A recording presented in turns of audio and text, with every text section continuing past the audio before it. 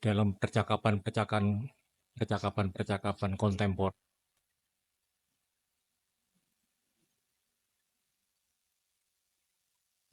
Telah, gitu. Dan tidak dipentingkan lagi, tempat ini disebutnya kebun, kebun makna. Disebutnya akar, akar makna. Nah, dari situ sebetulnya kita mau ngobrol-ngobrol, karena sekali lagi ketika kita membicarakan hal-hal yang di luar diri kita, tiba-tiba kita bisu. Orang lain tidak ada yang mau mendengar. Seperti puisinya, akan kehilangan gaung, akan kehilangan gaung. Seperti yang kita amati, tidak mencapai harapan sedikit pun. Maka kemudian yang terpenting dari persamuan ini adalah menghimpun pertemanan, menghimpun perkawanan. Dari pertemanan dan perkawanan ini diharap, tadi disebut oleh saudara Regi, berpengaruh terhadap pembiayaan komunitas-komunitas yang tidak bisa di dalam iklim pasar seperti sekarang ini, tidak bisa kita harap menjadi kebenaran dominan, menjadi kebenaran tunggal. Tapi setidaknya ada kebenaran yang kemudian kita yakini dan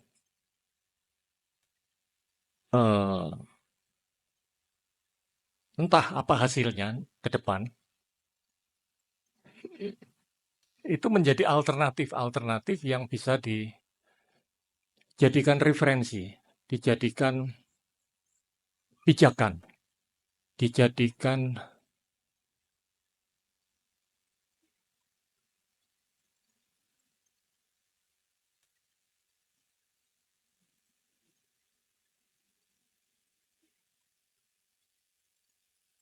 menurut saya. Itu makna pasar dan demokrasi. Melawan dalam kata-kata maupun dalam tindakan terbuka itu sudah bukan zamannya. Zaman kita adalah zaman kerja diam. Tanpa judul, tanpa umbul-umbul, tanpa toa. Dan ini sebetulnya mohon dikecilkan lagi, Mas, karena sebaiknya penggunaan alat-alat seperti ini mulai diubah pengertiannya, bukan menjadi pengeras suara, tapi penjelas suara. Monggo diperkecil sedikit, supaya tidak tidak kemana-mana. Nah, hal-hal yang sederhana seperti ini sebetulnya saya tidak bisa bicara mengenai hal sederhana ini apabila desa saya, ini sedikit nyerempet desa atau kemudian ya, desa kita tidak memungkinkan saya menyerap kebaikan seperti ini. Jadi lingkungan, saya sebut habitat ya, jadi ruang hidup saya, di mana prinsip desa Kalapatra itu, desa saya adalah desa Jawa. di Kediri sana, di Jawa Timur, yang memungkinkan hal-hal atau faktor-faktor lian, pihak luar di luar aku, itu begitu dimuliakan. Sehingga non sewu, saya agak kurang nyaman apabila suara saya ya, terlalu keras ini tadi, kemudian mempengaruhi pendengaran. Barangkali ada tetangga-tetangga yang sedang beristirahat.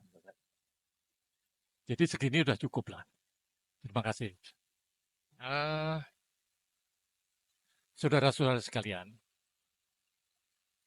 siapapun yang hadir di sini, saya lihat kira-kira 70% itu usia di atas 50 tahun.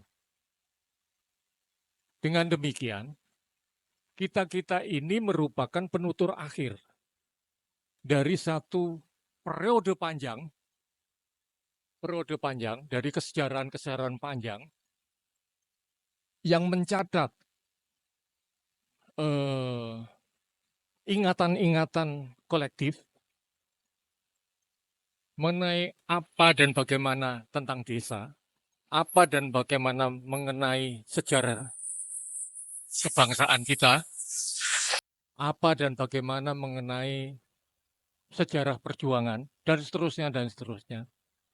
Tiba-tiba, di era yang baru ini, yang disebut milenium baru, milenium ketiga, itu kita itu berdiri gawing begini.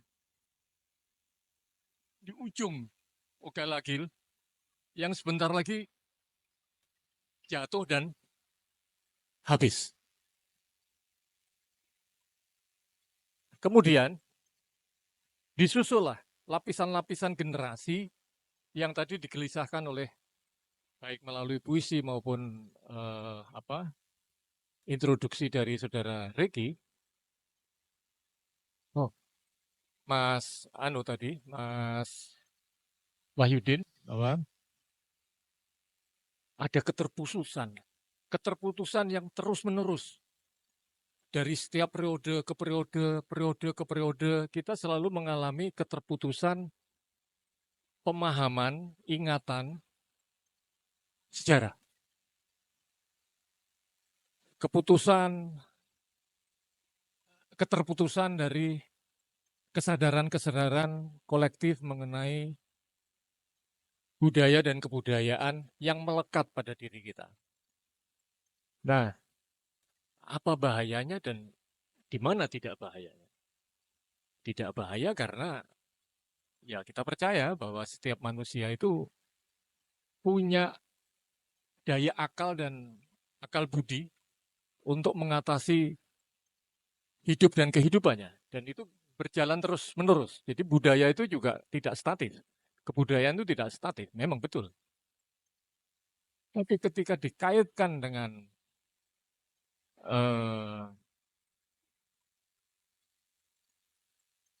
persoalan-persoalan desa dan kedesaan tadi,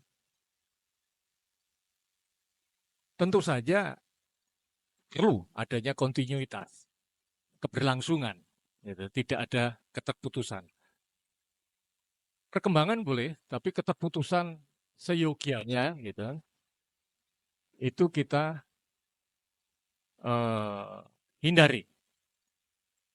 Maka sekali lagi, ruang eling lan pangilingan ini, ruang rawat ini saya anggap hari rawat ruat menjelang tahun baru 2025. Ini sebetulnya hanya menyegarkan ulang ingatan-ingatan yang hilang tadi, yang terputus. Bapak, Ibu sekalian, adik-adik yang baik, kita ini bangsa yang mengalami gagal paradigmatika. memahami banyak hal kita tuh luput. Memahami modernisasi misalnya, luput. Memahami demokrasi, luput. Memahami istilah percepatan aja, luput. Apalagi? Memahami globalisasi, luput juga. Nah, karena ini masalahnya. Ketika pendidikan digeser hanya semata-mata persekolahan, maka campur tangan kita-kita ini di dalam tular ajar antara sesama, antara orang tua kepada anak, kakak kepada adik, itu terputus. Jadi pendidikan secara menyeluruh semata-mata mulai tahun 79 masuk ke tahun 80 diserahkan sepenuhnya kepada persekolahan. Sementara persekolahan cenderung vokasional, cenderung tidak memberi ruang saluran terhadap tadi kesadaran kebangsaan, kesadaran civic dulu ya, apa pelajaran civic ya, apa PMP, PMP civic lah ya, segala macam itu. Nah, digeser ke lebih ke bukan vokasional lah. Di satu sisi lebih ke teknik, di sisi yang lain ke vokasi. Nah, ini awal dari